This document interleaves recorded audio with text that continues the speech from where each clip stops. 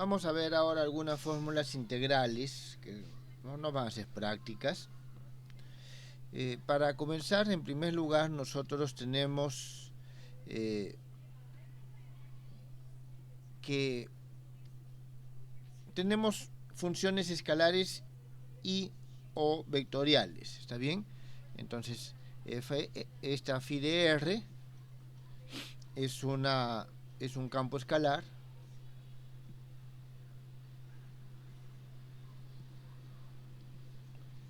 y AR es un campo vectorial.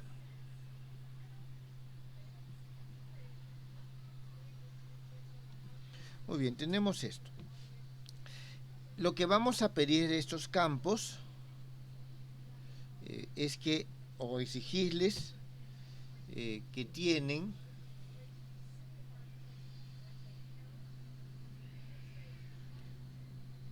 derivada continua. Derivadas continuas por todas sus coordenadas.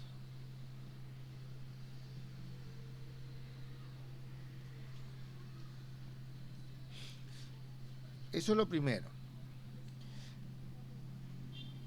Y además vamos a tener a un vector P. Este vector P es un vector arbitrario. Muy bien, eso es lo que vamos a ver. Vamos a hacer una construcción un poco abstracta primero. Y a partir de esa construcción vamos a ver algunos conceptos que son importantes. Entonces, de manera que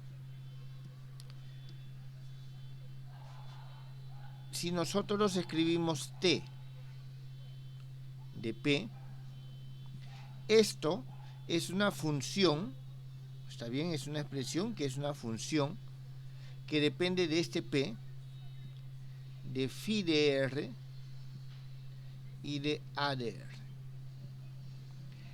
¿De qué forma participan? Eso es algo que vamos a desarrollar, pero vamos a ver de que en un espacio, en una región dada, nosotros tenemos un campo escalar y un campo vectorial, y para cualquier otro vector P arbitrario se va a cumplir esto.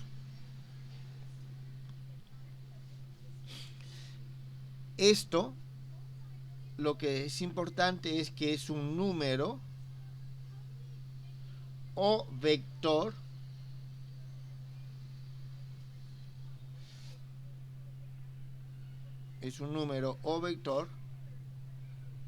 para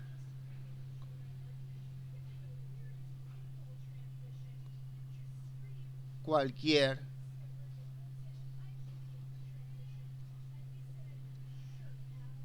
P. ¿Está bien? Es un número o un vector para cualquier P que nosotros podamos trabajar. ¿Esto está entendido?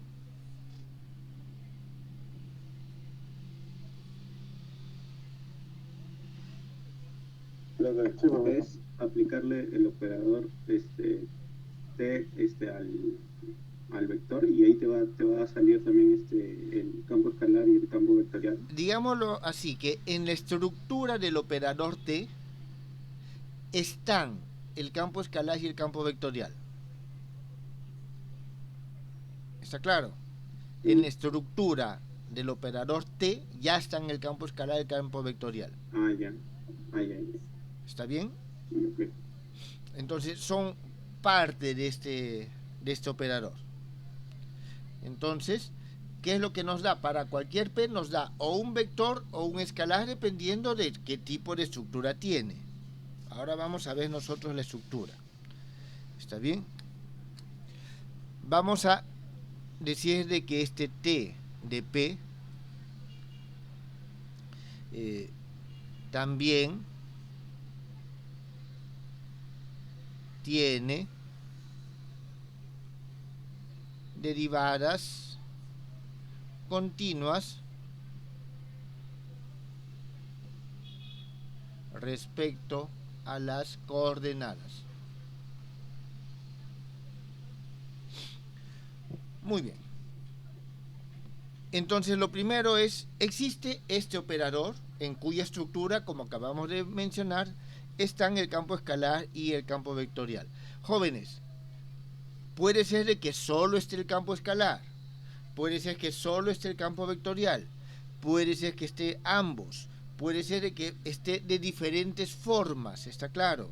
Eso vamos a ver de qué manera es que nosotros lo podemos trabajar o introducir más adelante.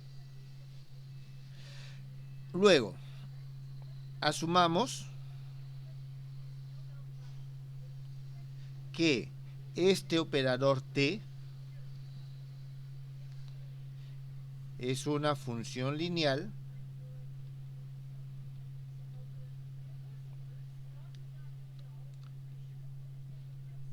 del vector P. En otras palabras, ¿eso qué es lo que significa? Que si yo aplico este operador sobre una combinación lineal de vectores, voy a tener una combinación lineal de la aplicación de este operador sobre cada uno de los vectores de la combinación lineal.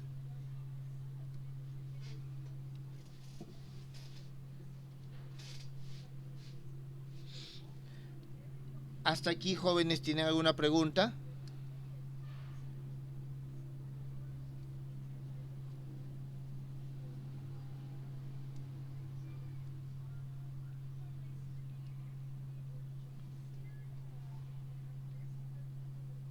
No, profe. Ejemplos de este operador T. Aquí nosotros vamos a tener, digamos, un primer ejemplo, P phi R. Este es un ejemplo donde solamente está participando un campo, el campo escalar.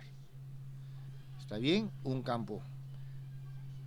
Ese es un ejemplo de ese operador. Esto es un producto numérico.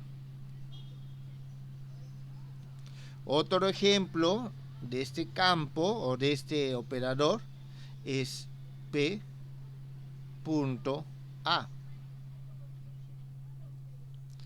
Es decir, un producto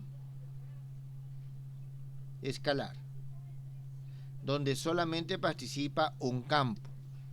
Otro ejemplo, P multiplicado vectorialmente por A, también participa solamente un campo y aquí tenemos un producto vectorial. Jóvenes, ¿esto está entendido? Aclara un poco el concepto de este operador T.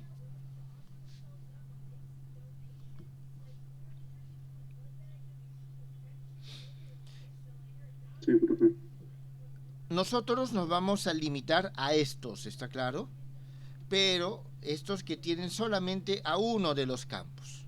Es decir, además del vector que es el argumento, va a tener uno de los otros campos.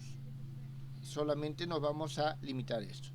Pero existen otras combinaciones que son más complejas. Voy a escribir aquí alguna. Por ejemplo, podríamos tener P por phi, que a su vez es una función de A.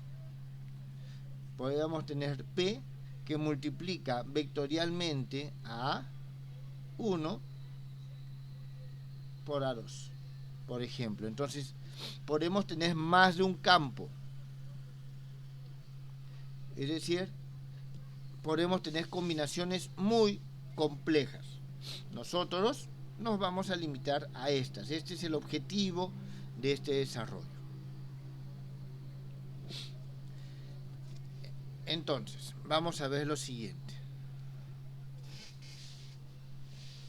Vamos a ver de qué manera, porque esto es por algo y esta forma ya nos está indicando qué es lo que vamos a usar en calidad de vector P. Entonces vamos a ver el desarrollo hacia adelante. Sea que nuestro vector P es igual a un AI más BJ más CK. Entonces, debido a que T es un operador lineal, nosotros vamos a tener que T de este P va a ser igual a un A T de I más B T de J más C T de K. Esta va a ser nuestra expresión 1. Entonces, ya que tenemos esto,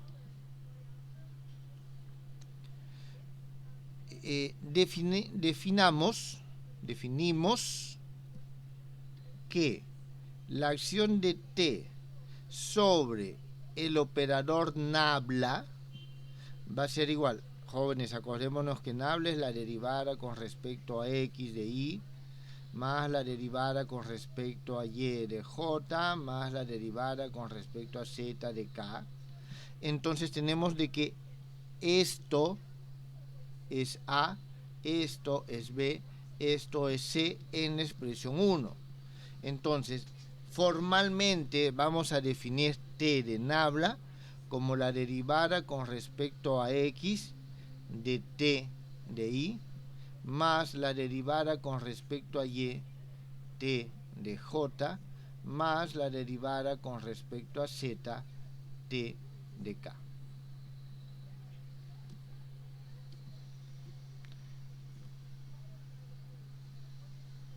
Entonces, lo que estamos haciendo es dándole a este vector un carácter así operacional.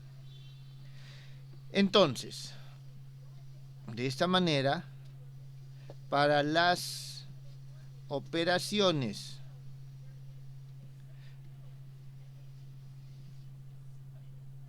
A hasta la C, estas que tenemos aquí, voy a copiarlos en todo caso para simplemente llevarlo como referencia.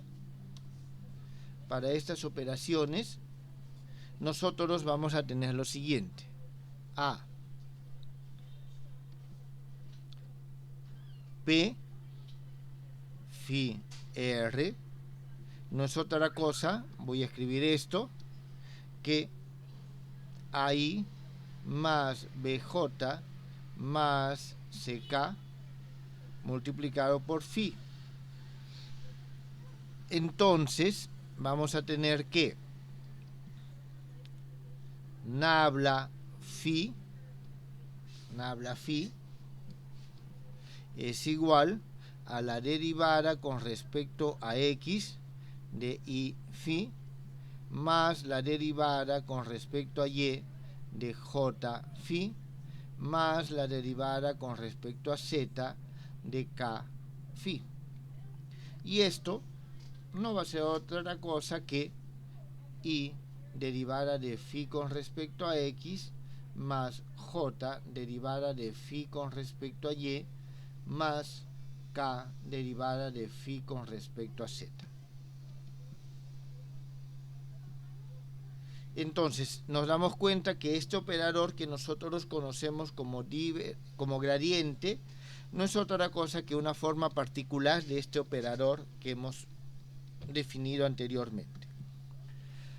Bien, B. En este caso B, nosotros vamos a tener que A, en primer lugar, necesitamos un A, es igual a un AXI más AYJ más AZK.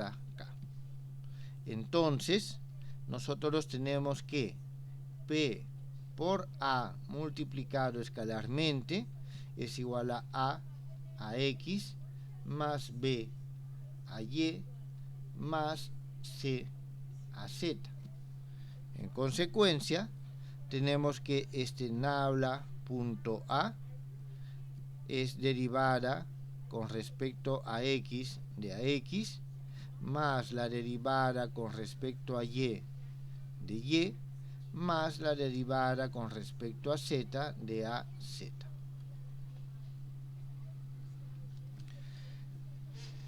creo que ya les está quedando claro cuál es el otro término que tenemos aquí. Aquí nosotros tenemos C. Vamos a tener de que la va a seguir teniendo esta forma.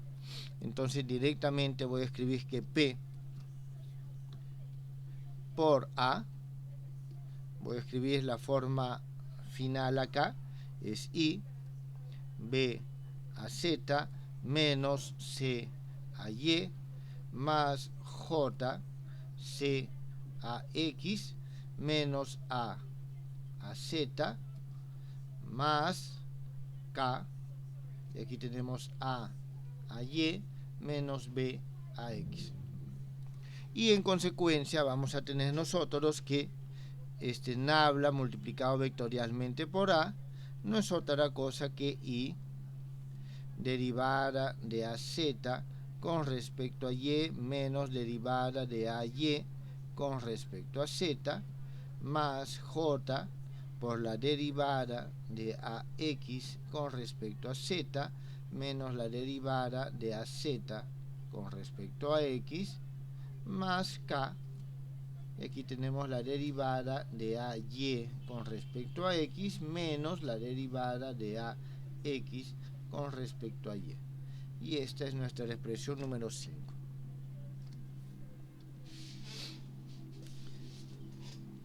Jóvenes, ¿tienen alguna pregunta? No, profesor. Muy bien. Entonces, nosotros tenemos que de esta forma construimos estos operadores. Vuelvo a repetir, podemos construir operadores más complejos. ¿Está bien? Operadores diferenciales más complejos.